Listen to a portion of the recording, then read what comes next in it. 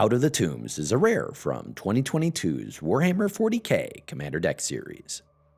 A distinction between Warhammer and Magic I always find a little amusing is the approaches each property has taken towards retcons. Pretty much any and all long-term intellectual property will, by nature of the multi-person creative process and financial incentives, inevitably decide that some previous narrative decision should be changed. Magic does its best to maintain a relatively cohesive timeline, but it has undergone quite a few retcons over the years. Here's a non-comprehensive list of a few of the fun ones.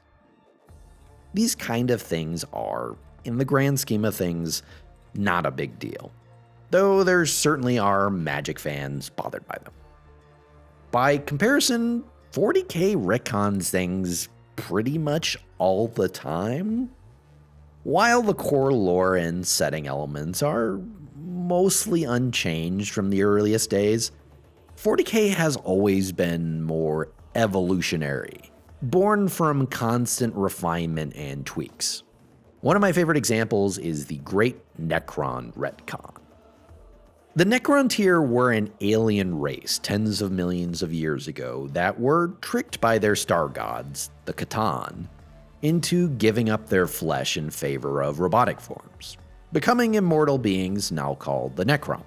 They slept in stasis until the 40th millennium, and now are awakening to a galaxy infested with new life to conquer. Originally, the Necron were entirely devoid of personality.